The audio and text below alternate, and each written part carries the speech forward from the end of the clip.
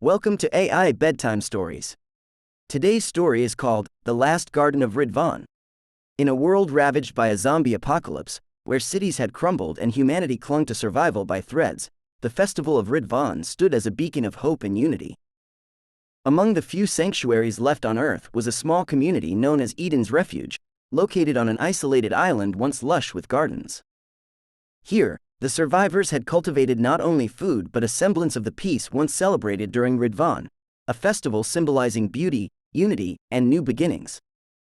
The protagonist, Arya, was a young gardener whose knowledge of plants was surpassed only by her determination to keep her community alive and thriving. She was preparing for the Festival of Ridvan, a time when her people would celebrate the 12th day, marking the day when Baha'u'llah, the prophet of unity and peace, had declared his mission in the Garden of Ridvan long ago.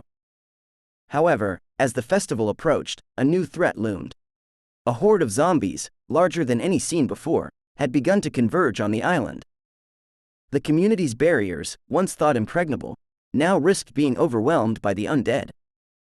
Determined to protect her home and honor the festival spirit, Arya devised a plan. Her deep understanding of botanical toxins led her to cultivate a rare, poisonous flower known only to her. Arya proposed creating a protective ring of these flowers around the island's perimeter, harnessing their lethal properties to create a natural barrier against the invaders. As Arya and her fellow survivors harvested and prepared the blooms, stories of Ridvan were shared, reminding them of the spiritual significance of their struggle and the importance of unity in the face of adversity.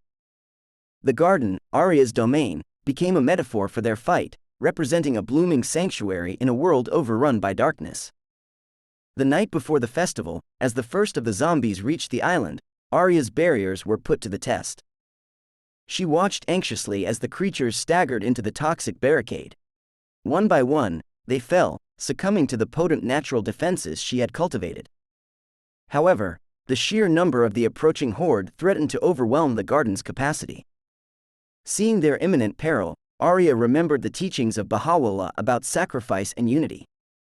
In a bold move, she led a team outside the safety of the barriers to confront the zombies directly, using fire and makeshift weapons in a desperate stand to thin the horde. This act of bravery rallied her community, who joined in the defense, embodying the Ridvan values of unity and courage. As dawn broke on the 12th day of Ridvan, the survivors, exhausted yet invigorated by their night-long battle, gathered in the garden. Amid the fragrance of blooming flowers mixed with the harsh scent of the battlefield, they celebrated their victory and the festival. The garden, though trampled and marred by the night's events, still bloomed, a testament to their resilience and faith. The last Garden of Ridvan became more than just a tale of survival. It was a story of how even in the darkest times, the human spirit could find reasons to celebrate life and unity.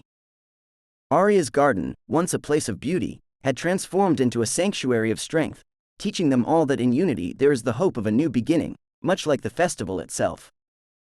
This story, passed down through generations, reminded them yearly at the Festival of Ridvan to stand together, maintaining their humanity amidst a world that had lost its own.